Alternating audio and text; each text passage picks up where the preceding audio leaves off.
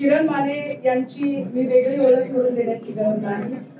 मराठी सिने जगतालाच काय, महाराष्ट्रातली जी progressive movement आहे, महाराष्ट्रामध्ये मोदी शहांच्या विरोधात निर्भीडपणे बोलणारे, लिहिणारे जे काही बुद्धिजीवी, साहित्यिक, कलाकार आहेत, त्यातलं एक अत्यंत अग्रक्रमाने येणारे नाव, कोरोना काळामध्ये सुद्धा ज्यांनी अत्यंत ताकदीने सन्मान्य पक्षप्रमुखांचा पक्ष म्हणजे विशेषतः की सेनेचे सदस्य नसताना सुद्धा ज्या ताकदीने मांडला तो काबिले तारीफ आहे. आणि आम्हाला हे विशेष उल्लेखनीय आहे की हे सगळी मांडणी करत असताना मुलगी झाली हो सारखी मालिका त्यांना सोडावी लागली, पण तरी सुद्धा न डगमगता ते लिहित राहिले, निर्भीडपणे बोलत राहिले, कुठल्याही ट्रोल धाडीला भीक न घालता ते आपली मांडणी करत राहिले. बिग बॉस टॉप 3 मध्ये पोहोचलेला हा माणूस आणि सिंधुताई सपकाळ यासारख्या अनेक गाजलेल्या मालिका केलेला माणूस आज आम्हाला आनंद आहे की आमच्या कुटुंबामध्ये ते सामील होत आहेत. किरण भैया, मी समजू शकते तुमचं अवघडले पण मी प्रवेश करतानाही मी सुरुवातीला असंच म्हटलं होतं, मला शब्दाला शब्द आठवत होतो. मी असं म्हटलं होतं की मी नवीन आहे, मला इथले चहा साखरेचे डबे माहीत नाही, पण मी खात्रीने सांगते 1 वर्षात सुनील प्रभू साहेब असतील, वायकर दादा असतील, अनिल परब सर असतील, सगळी माणसं म्हणजे पक्षप्रमुख तर आहेतच, पण या सगळ्या लोकांनी इतकं लहान बहिणीसारखं सांभाळून घेतलंय की आता मी छोटे छोटे जिऱ्या मोहरीचे आणि हिंग आणि अगदी सेंद्रिय मिठाचे सुद्धा डबे सांगू शकते. आणि मला असं वाटतं की तुम्ही बिनधास्त या. इथे सरांनी सांगितलं तसं तुम्हाला सुनेसारखं नाही मुलीसारखं वागवलं जाईल.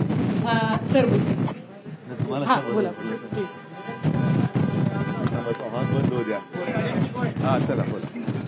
सगळ्यांना जय महाराष्ट्र. अरे बोला ना. जय महाराष्ट्र. खरंच आहे की शिवसेना सामान्य माणसाला कुठल्या कुठे नेऊन बसवते. मी एक सामान्य कलाकार आहे, सर्वसामान्य घरातला माणूस आहे मी.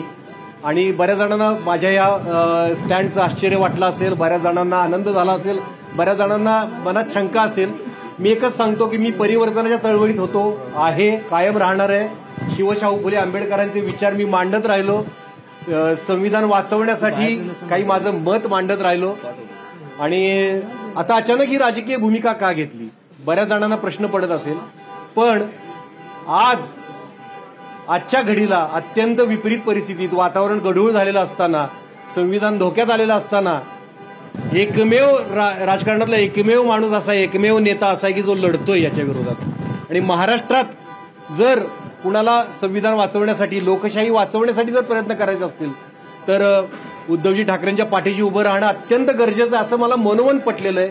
मी याच्यावर प्रचंड विचार केलेला आहे. या निर्णय काही सहजासहजी घेतलेला नाही. प्रबोधनकार ठाकरेंशी आपलं एक वैचारिक नातं आहे. ती वैचारिक नाळ, रक्ताची नाळ तर आहेच, वैचारिक नाळही यांच्याकडे आहे. प्रबोधनकार ठाकरेंचे विचार अगदी कणाकणाने या माणसाच्या मनामेंदूत मुरलेले आहेत, रक्तात आहेत. प्रबोधनकार ठाकरेंचं एक वाक्य आहे जे कायम आजच्या घडीला प्रत्येकानं ते आठवलं पाहिजे की धर्मसत्ता आणि राजसत्ता जर एक झाल्या तर या प्रजेचे हाल कुत्रेही खाणार नाही. तर हे इतकं खरं आहे. आणि जे आपण आता बघतोय पुढच्या काळात हे होऊ पाहतंय. तर अशा वेळी एक कलाकार म्हणून, संवेदनशील कलाकार म्हणून आणि या भारत देशाचा नागरिक म्हणून, सजग नागरिक म्हणून मी सुद्धा गप्प बसू शकत नाही. मलाही वाटतं, मी तुकोबारायांचा आदर्श घेतलाय, बुडता हे जन न देखवे डोळा, येतो कळवळा म्हणून. तर मला असं वाटतं की मी आता यात सक्रिय याच्यात उतरलं पाहिजे. आणि आपण मनाने निर्मळ असलो आणि आपण प्रामाणिक असलो तर कसलाही अडथळा येणार नाही असं मला आत्ता तरी वाटतंय. मी मनापासून शिवसेना जी काही माझ्यावर जबाबदारी टाकेल आणि ती मी मनापासून पार पाडेन. आणि मी झटेन की या देशातल्या सर्वसामान्य नागरिकाला चांगले दिवस बघायला मिळावेत.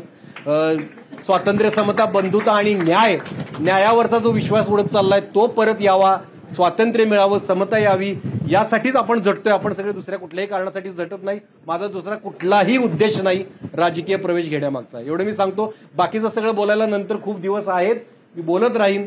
धन्यवाद. जय महाराष्ट्र. किरणजी, तुमचं मनापासून स्वागत करतोय. कारण तुम्ही कोणत्याही राजकीय हेतूमुळे नाहीत, हेतूसाठी नाहीत.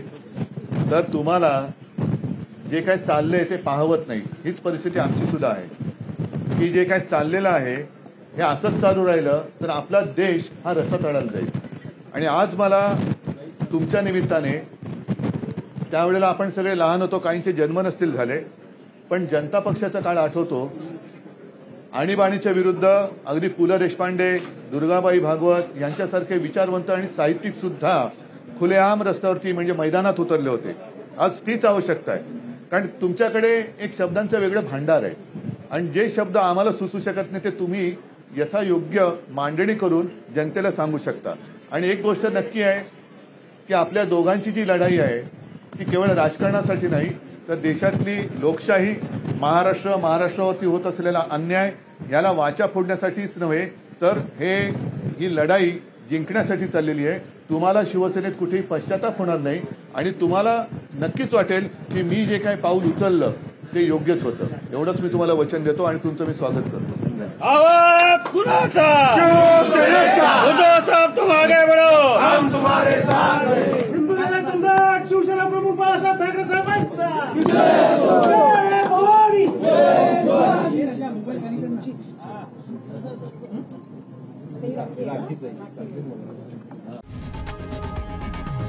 लोकशाही मराठी ऐका, पहा, जागरूक रहा.